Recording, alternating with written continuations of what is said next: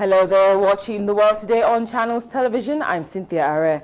We begin in the northern Iraqi city of Mosul, where at least 30 people have been killed in an airstrike. The target was a prison used as a base by fighters from the Islamic State, a jihadist group that seized Mosul back in June. Some of those killed were being held by the militants, and that's added that, and also a statement added that a drone might have been used in the process. At least 60 militants were killed and about 300 detainees were able to escape when Kurdish forces known as Peshmerga were also shelling eastern districts of Mosul and an area to the northeast. Earlier on, a senior Kurdish official warned that 50,000 members of the Yazidi religious minority trapped in mountains to the west face death if they were not rescued anytime soon.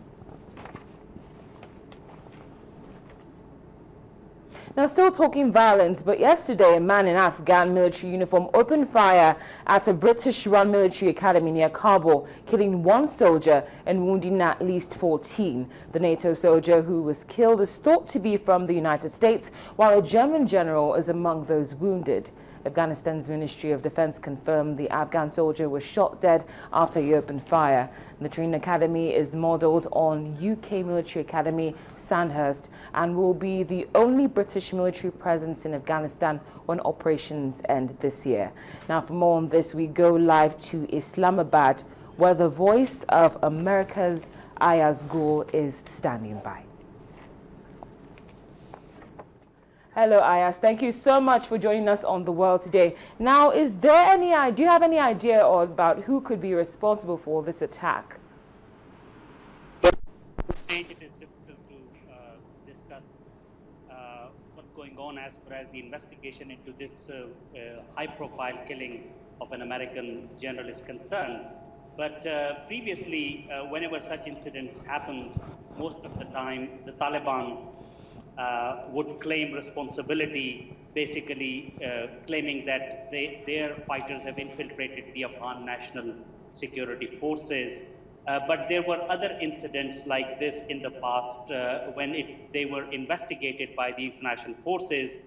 They turned out to be the reasons were primarily like the disputes between the Afghan forces and their international partners, personal disputes. But for this incident, it is interesting that so far the Taliban has not directly claimed responsibility for this attack, although in a brief statement, they have praised the Afghan soldier who has carried out this attack, but they have not said whether this man was linked to the Taliban insurgency in Afghanistan.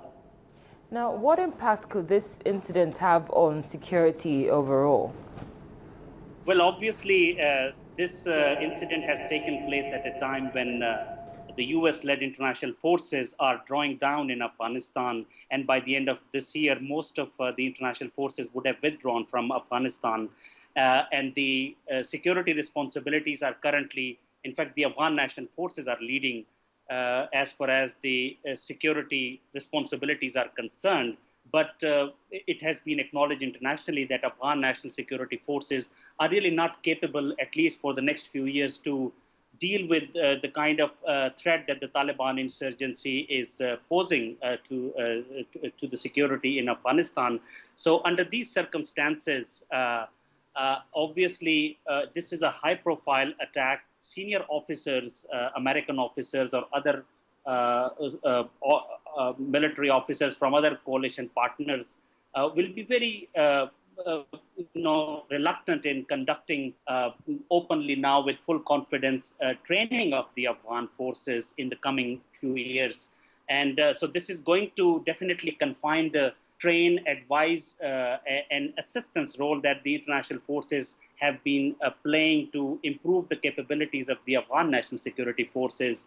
And, that restriction as far as training of Afghan forces is concerned is going to impact the ability of this nascent Afghan national security force. So it has taken place at a very critical moment, and any impact on the training of the Afghan national security forces could encourage the insurgent groups in Afghanistan in future to really increase their activities. So it's not a good omen for the Afghan National Security Forces, who desperately need international assistance and advice to conduct counterinsurgency operations in Afghanistan.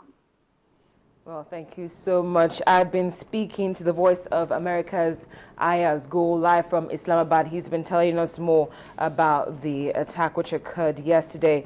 But now we go on to the Middle East, and well, this might be a case of medicine after death, but it depends on how you look at the situation. But indirect talks between Israeli and Palestinian representatives are taking place in the Egyptian capital, Cairo. They come after a 4-week conflict in Gaza that's claimed more than 1,900 lives.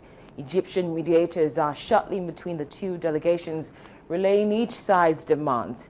A 72-hour truce is now in its second day in Gaza, and that's the longest lull in fighting since the conflict began back on July the 8th.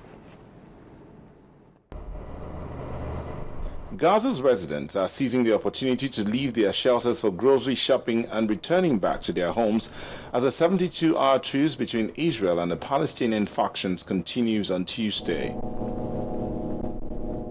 Calm was restored in the Gaza Strip on Tuesday after Israel and Gaza militants, led by Hamas, accepted a 72-hour ceasefire brokered by Egypt after more than 4 weeks of fighting that has killed 1,867 Palestinians and 64 Israelis. Palestinian rescue team and paramedics have resumed the removal of Palestinian bodies from bombed areas near the coastal enclave's borders with Israel. Israeli troops and tanks were deployed near the Gaza border a day after Israel withdrew ground forces from the coastal enclave and started the 72-hour ceasefire. The ceasefire is expected to be a first step towards negotiations on a more enduring end to the month-old war. Gaza officials say the war has killed 1,867 Palestinians, most of them civilians. Israel says 64 of its soldiers and 3 civilians have been killed since fighting began on July 8 after a surge in Palestinian rocket launches. Efforts to turn the ceasefire into a lasting truce could prove difficult, with the sides far apart on their central demands and each rejecting the other's legitimacy. Hamas rejects Israel's existence and vows to destroy it, while Israel denounces Hamas as a terrorist group and eschews any ties. Besides the truce, Palestinians demand an end to the Israeli-Egyptian blockade on impoverished Gaza and the release of prisoners, including those Israel arrested in a June crackdown in the occupied West Bank after 3 Jewish seminary students were kidnapped and killed. Now let's talk a bit of business. Italy's economy has fallen back into recession, and that's what latest official figures are showing after contracting for 2 quarters in a row. GDP, that's the value of all the country's goods and services, shrunk by 0.2% in the second quarter of this year.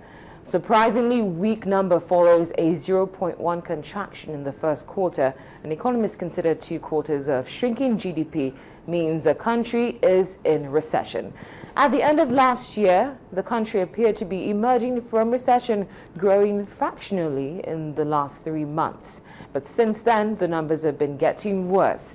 This latest unexpected contraction in GDP is a blow to the Prime Minister, Matteo Renzi, who came to power in February, promising to reform